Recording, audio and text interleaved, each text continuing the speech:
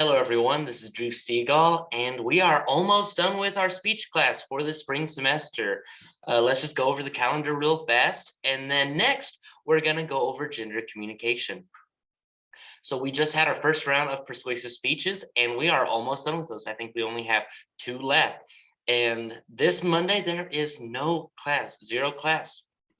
But Monday, April 25th is going to be persuasive speeches and then the Lego game. So get ready for the final Lego game.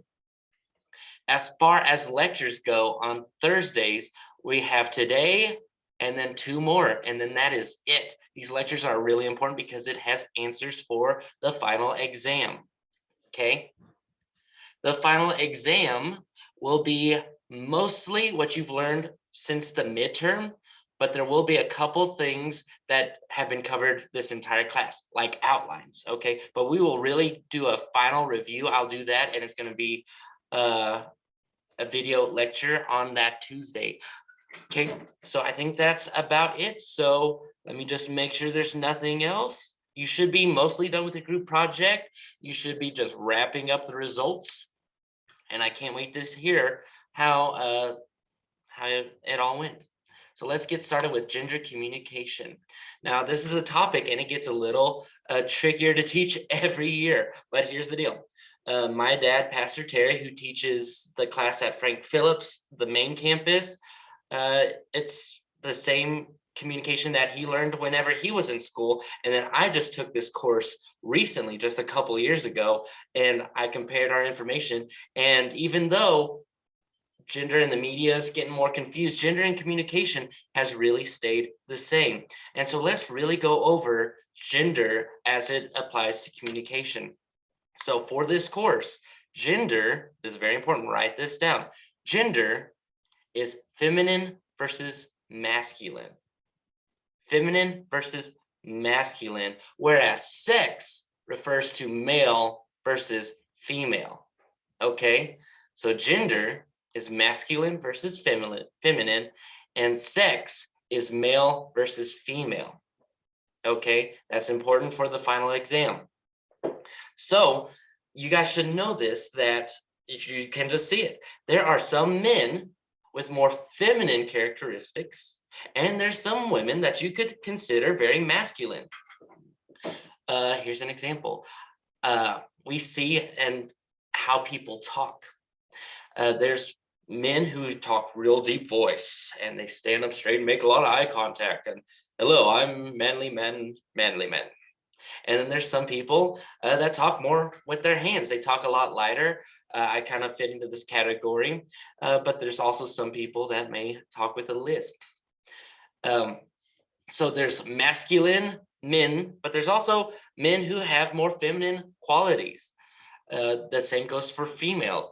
You could see that there's some more masculine females and then some very girly girls. So as a kid, it was tomboys and girly girls. And we don't even talk about what the guys were because that's too offensive for this class. It's very important for this gender communication lecture that you keep in mind that these are tendencies and not always the case. Everyone's unique, everyone's an individual, but these are major differences that are tendencies. These are proven tendencies within gender communication. Okay. Now, there are 2 ways to get gender communication. Number 1, there are gender differences that are inherent. Okay, that means you got them from your mom and your dad. So that could be, this is craziest thing I've ever seen. At first I was like, man, I think most gender differences are taught, and that's the second way to get it. Gender differences are taught. And growing up, I thought most gender differences were taught to kids. It's like, oh yeah, you, because you're a girl, you have to like pink. You have to play with the kitchen set. You have to have the baby dolls. And I was like, man, that's really messed up. Until I made my daughter. I have 2 daughters now, Hadley and Harper. And I was like, man, I'm going to be different. I'm going to let her pick out the toys that she wants to play with.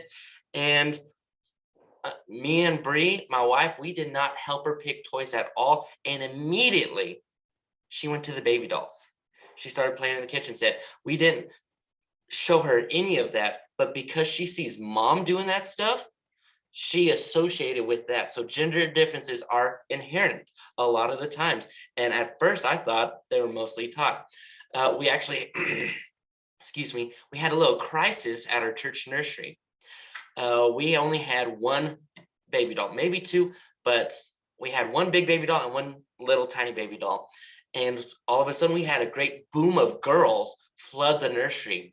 And there was fighting and screaming and scratches. Even though we have tons of toys, we only had the one or two baby dolls. And they all fought over these baby dolls. And we asked the parents, like, are you guys teaching to like babies? Are like, no. So some gender differences are inherent. They get them from just their DNA. They get it from just realizing that they're a girl and want to be like their mom. For men, we have a tendency to be rougher. I swear, this is the craziest thing. And as a high school student, you probably don't realize this yet. But if you have kids, you'll be like, whoa, there's a difference that aren't taught. So every girl I meet, and play with the babies, play with the toddlers, even the girls in the garage. Girls have a tendency to be not as crazy. These girls have a tendency to play in groups. They play with toys together. But the guys, oh man, boys in the nursery act like crackheads. I mean, they are jumping. I'm scared they're gonna get hurt. So I had to babysit a boy kid who's the same age as my daughter, and he's bouncing off the walls. And I'm scared he's gonna get hurt because I don't see my daughter jumping. In fact, she gets kind of scared even just going down some steps. Whereas this boy, he runs full speed and jumps off. So you may think that most gender differences are taught, but as you guys grow up and have kids, and this is proven through many studies, that a lot of gender differences are inherent. Now, these are the tendencies, these are the norm, but they're not guaranteed. Everyone's unique, everyone's different, but a lot of gender differences actually come from your DNA. Okay, but then on the flip side, a lot of gender differences are taught as well. And you really see that from a cultural standpoint. In Texas Panhandle, we teach men to have a good firm handshake, make eye contact, and not to mumble. That is a gender difference that we really focus on men more than women. Also, here in the Panhandle, we teach men to be, I'm trying to say this in a nice way, we teach them to be gentlemen. I've been to different cultures. I've been to El Salvador, been to Kyrgyzstan. I've been to California, Montana. I've been all over the United States and the world. And honestly, the Panhandle has the most gentlemen as far as yes, sir, no, sir, yes, ma'am, no, ma'am. Holding doors open for women. That is one of the biggest gender differences that are taught. And we teach that here in the Texas Panhandle more than anywhere else. Now, it doesn't mean to say that girls don't open doors for guys. In fact, they do, but we really have a focus here in the Texas Panhandle that men need to open the doors for ladies, or men need to have good, strong eye contact. Men are taught to go play outside a lot more than females. And now this is a tendency, and this is from my observance, as well as what's been taught, what's been studied through many tests and research projects that I've learned about while getting my degree. So there's two ways to get gender differences. First, you inherit it in your DNA. Second, they're taught. If you've taken a biology class, we've heard that it could be nature versus nurture. So they both play a role in creating gender differences. Now, this is where you need to apply this gender comm at work. Now, I've just recently graduated from WT with my master's degree. So this is fresh information. This is still a tendency, but it's not the norm for everyone. Women at work have a tendency, to want to build relationships, whereas men in the workplace have a tendency to get the job done and be very job focused. Okay. This leads to women wanting to make friends, and they might say, "Hey, how are you feeling?" Ask more questions, try to understand the project more. Whereas men get it and they become tunnel visioned. Like, I need to get this done right away. And by doing so, men often hurt a lot of feelings. So one time I was working at United, and my job was to prep the produce. And so I was prepping it.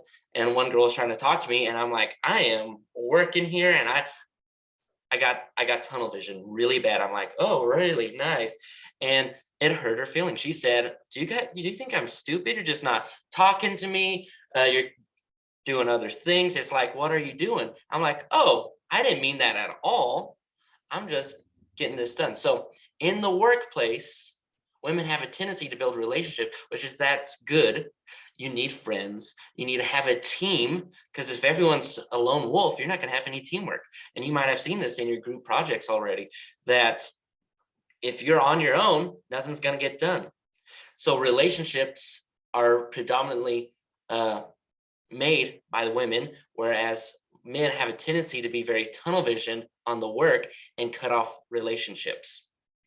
So knowing that, men need to be more open to conversations, need to be more giving, so that way you can increase productivity with the women. And women need to understand that sometimes we get tunnel vision. And this happens with my wife all the time. We work together a lot because I'm a pastor, I'm a youth pastor, and she has to help me a lot in my ministry. And I get so busy, like setting up a game or doing this, and she has to say, hey, Drew, calm down a little bit and let's focus on building relationships. Because at a church, that's 90% of the job is building relationships. And she's really good at that.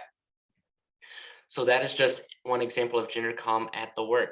Another example is, and this is very important, during interviews, men come across stronger, surprise there, but they also negotiate a lot more. Men make more money, and a great part of that is because during the interview, during the hiring process, they fight for a higher wage. Now, this is changing in recent years, but many feminine people have to want to make friends, want to be okay, that's okay. And so they will take a lower paying salary because they're not fighting for the higher salary. And that's last time I checked, I updated that in 2019. And so women take lower paying jobs than men because men are willing to hurt feelings in order to get a better pay. So I think I'm a little more feminine in that aspect because I'm like, let's be friends. I think that's good. And my dad's like, no, you need to ask for more. You are worth a lot more. So you should ask for more. So, and that's just a tendency. It's not the same for everyone. But knowing that if you are more feminine, if you are a little more easygoing, you're going to get a lower pay than those who are more aggressive during the hiring process. And so that is very important to realize. Gender comm at home. Now, this is different from culture to culture.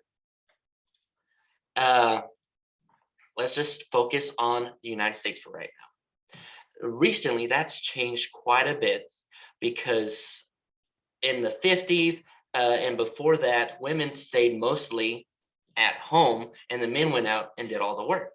And so the men would go out, do all the work, and then come home. And then the wife would get, their job would be take care of kids, cook, clean, take care of the housework, right? But now we're in a different society where in order to survive, most homes need to have both people working. And what that makes is like we both come home and then the women feel like they need to also still do all that housework. And here's the key. This is why this is important. You need to communicate with your spouse. You need to make a plan for what works. When women at home aren't aren't the housemakers. They're not the homemakers anymore. In fact, there are several men who are the stay-at-home dads these days. I actually have a cousin that is the stay-at-home dad while his wife works at a military base. The key is that you need to communicate with your wife. Gender roles are not the same as they were. If you are both working, like jobs, that means you both need to do some housework. It doesn't all fall to the ladies. Or it doesn't fall all to the men either. You guys need to break it up evenly, but you need to communicate that. We don't want to fall under stereotypes. We don't want to fall under tendencies. But in recent years, women had work and then feel pressure to also be the homemaker without as much as the guys help. Let's see. Now, this is my favorite. So I told you I was a missionary in Kyrgyzstan and I've been to El Salvador. So I've gotten to see gender communication differently from place to place. Let's focus here in the United States, in the Texas Panhandle especially. Men have a tendency to not share their feelings. They have a tendency to not get real deep in emotion. So as a youth pastor, I've seen a lot more girls hugging, giggling together, crying, even going to the bathroom together, right? And men, I mostly see playing games, doing high fives, doing something athletic, competitive, or discussing not deep subjects, okay?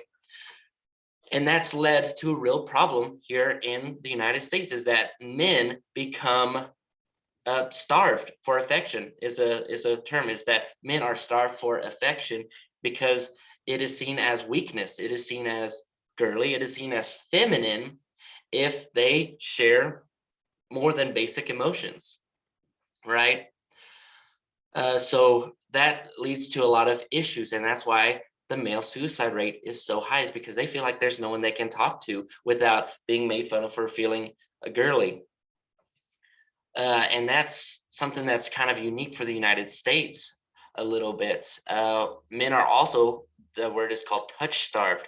So women can hug, women can get a little closer, but men, a lot of times, the tendency is to be aggressive. They can get physical touch through aggressive activities like wrestling, like sports, right? That's one-on-one contact. It is less acceptable for men to be hugging or holding hands or whatnot without being called some offensive slurs. Now in Kyrgyzstan, this was a big culture shock for me because it's normal for men to walk down the street arm in arm and holding hands. This is just my guess. It's not based on anything more than just my guess, but a part of me thinks it's because of the snow. Like, it's all slippery. It's really slick over there, and it's snowing probably 6 months, 6 to 8 months out of the year. So it's extremely cold, lots of ice on the ground, very slick. So I'm guessing that men need to grab onto each other so they don't slip and fall. But we lived right across the street from the Kazakhstan embassy, and they had a soldier with an AK-47 just walking up and down the street doing his guard duty, and he would always talk to us. And one day I was walking close to him, and he slipped his arm around my arm, and that is normal for straight men to do that over there. And it was like, this is not how my gender communicates over the United States, because if you see two men holding hands here in the United States, you're gonna think that they may be gay.